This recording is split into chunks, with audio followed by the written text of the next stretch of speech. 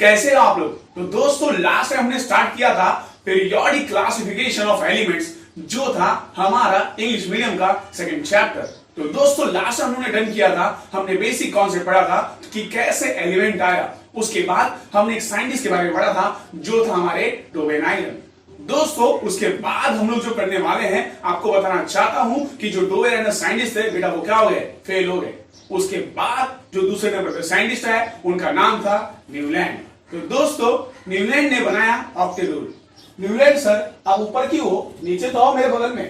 तो दोस्तों अब देखिए आप मेरे दोस्त बन गए, मेरे साथ में आ गए। तो दोस्तों न्यूलैंड ऑक्टेट रूल क्या बोलता है, जरा सुनिए। न्यूलैंड ऑक्टेट रूल ये कहता है कि अगर हम किसी भी एलिमेंट को उसके एटॉमिक मास के इंक्रीजिंग ऑर्डर में रखें, दोस्तों याद रखना किसी भी एलिमेंट को अगर उसके एटॉमिक मास के इंक्रीजिंग ऑर्डर में रखें, मतलब पहले छोटा फिर बड़ा, तो हमें यह पता चलता है कि पहले एलिमेंट की जो प्रॉपर्टी होती है वो 8th एलिमेंट मतलब 8वें एलिमेंट के इक्वल होती है।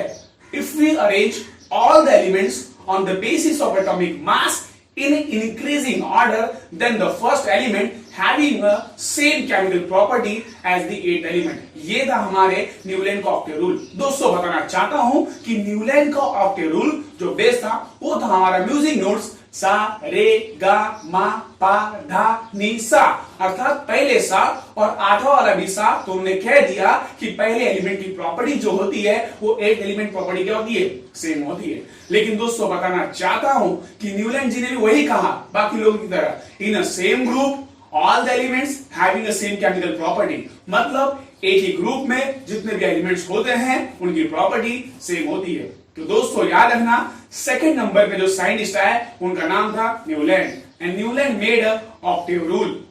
What is octave rule? If we arrange all the elements on the basis of atomic mass, तूफान उठेगा, atomic mass in increasing order, then the first element having the same chemical property as the 8th element। अगर हम किसी भी element को उसके atomic mass के increasing order में रखते हैं, असेंडिंग ऑर्डर में रखते हैं, तो पहले एलिमेंट की जो प्रॉपर्टी होती है वो 8th एलिमेंट की प्रॉपर्टी के इक्वल होती है। तो दोस्तों बताना चाहता हूं उसके बाद इनके प्रॉपर्टीज क्या है, इनके मेरिट्स क्या है, इनका सुनिए। पहला कि जो न्यूलैंड ऑक्टेट रूल्स था वो बेस्ड था किस पे, म्यूजिक नोट्स पे। क्या बात है, वो नोट्स क्या थे, सा रे गा मा पा धा नी सा। He said that in a same group all the elements having a same chemical property।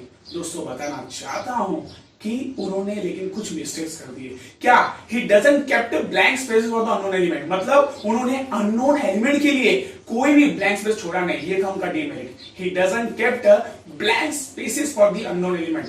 दूसरा, he doesn't give बोलते ना left the blank spaces for the inert element, उन्होंने इनर्ट एलिमेंट के लिए कोई भी ब्लैंक स्पेस छोड़ा नहीं था। और दूसरा बताना चाहता दोस्तों कि उनका ये जो रूल था वो बस और बस कैल्शियम तक ही सक्सेसफुल था, मतलब उनका ये जो रूल था जो पास हुआ बस कैल्शियम, और कैल्शियम जिसका एटॉमिक नंबर था 20। At that time only 56 element was discovered. मैं बताना चाहता हूं दोस्तों कि उनके 2-3 उन्होंने गलतियां कर दी। पहली गलती मतलब डीमेरिट्स क्या है कि उनका जो रूल था बस कैल्शियम तक ही सक्सेसफुल था।